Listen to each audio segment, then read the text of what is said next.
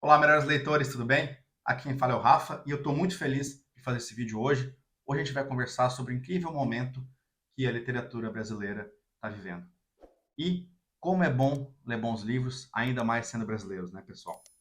Eu acho que por muito tempo a gente teve essa impressão de que era muito difícil que os autores brasileiros lançassem livros de ficção que estourassem aí de vendas, que ficassem nas primeiras posições nas listas, mas um movimento recente aí de alguns autores tem feito com que isso não seja mais verdade. Os autores brasileiros estão se posicionando, estão cada vez mais fortes e figurando nas listas de melhores vendidos, principalmente aí na área de ficção, que é o tema desse vídeo. Então, roda a vinheta.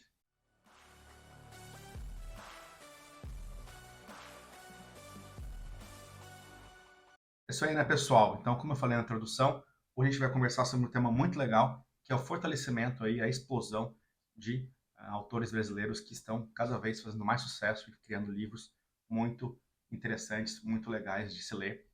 E é aqui que eu quero trazer hoje 3 livros que me marcaram muito nesse último ano, que eu li aí e que eu quero recomendar a todos. O primeiro deles que eu vou recomendar é Tudo é Rio, de Carla Madeira. Esse é um livro muito especial, uma leitura muito fácil. Ele tem poucos mais de 200 páginas, são 208 aqui com os agradecimentos. Então, uma leitura aí que dá para fazer em poucas horas. A Carla Madeira, ela demorou mais de 10 anos para escrever esse livro. Acontece que, em determinada parte, já no começo do livro, ela narra uma cena de agressão de um pai com um filho, e ela ficou assustada com essa cena de agressão e deixou o livro de lado por mais de 10 anos, depois voltou a escrever. Publicou em 2014 numa editora aí, autônoma, e agora esse livro voltou, começou a bombar realmente com a republicação pela editora Record, que fez essa capa linda aqui, né?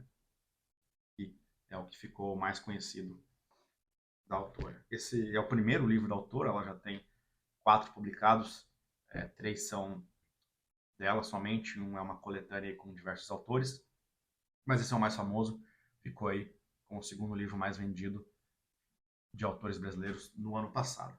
A história ela é como se fosse um triângulo amoroso numa cidade minúscula aí do interior do Brasil, uma cidade que parece ser muito pobre, e o triângulo amoroso ele acontece com uma prostituta chamada Lucy, e é bem interessante como ela narra essa prostituta, uma prostituta que gosta da atividade que ela faz, né? E desse triângulo amoroso que é do casal Venâncio e da Dalva. O Venâncio ele é um cara que só tem olhos para Dalva, só que ele é possessivo, ele é agressivo e acaba por fazer essa situação que eu narrei ali no começo do vídeo, né, da agressão contra o próprio filho, que vai permear a história e vai ser a grande tragédia aí que conduz o rio, né, desse livro.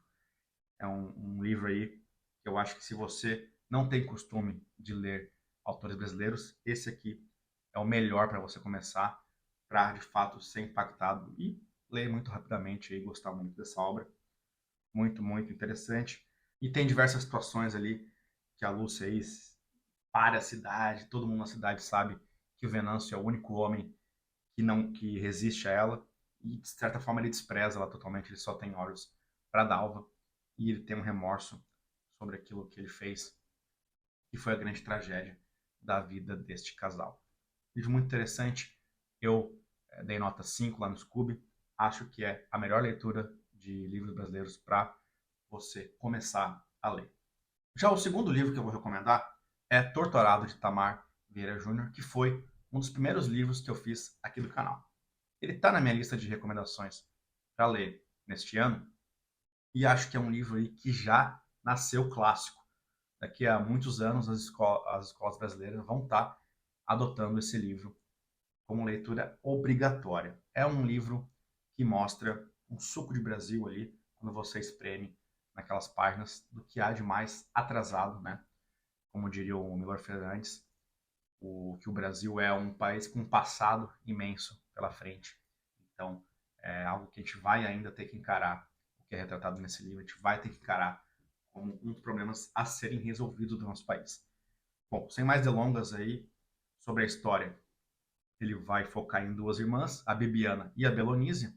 Essas 2 irmãs elas passam por um acidente na qual a Belonísia perde a língua e elas vão viver ali numa comunidade na Chapada da Diamantina, onde todas aquelas pessoas daquela comunidade, daquela região da Chapada da Diamantina, vivem num esquema de semi-servidão. A gente tem visto muitos casos disso atualmente, né? E esse livro retrata isso muito bem.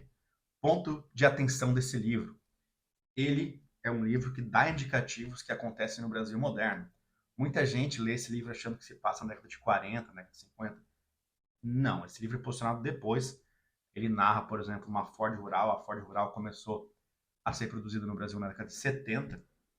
Então, esse livro narra situações de 70 para frente. Eu diria que é ainda mais atual, digamos, passando até pela década de 90, o que iria de encontro de entrevistas do autor, de que ele encontrou nos estudos dele, porque ele fez doutorado na Universidade da Bahia, então, em estudos dele, ele encontrou pessoas vivendo naquele tipo de situação. É um livro muito interessante e o livro é dividido em 3 grandes capítulos, digamos assim. O primeiro ele é narrado pela Bibiana, o segundo pela Belanísia e o terceiro por uma entidade que é a Santa Rita Pescadeira, e que vão completar toda a história desse povoado.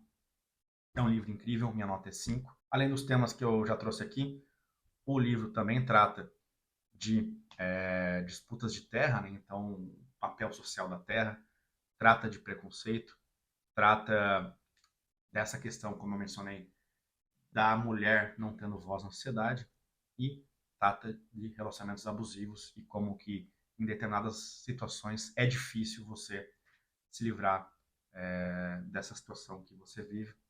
Algo que me marcou bastante nesse livro é a passagem que eles narram quando as pessoas que ali vivem são proibidas de construir casas de tijolo, porque se elas construírem casas de tijolo, de alguma maneira elas vão poder requerer um uso capião daquela terra.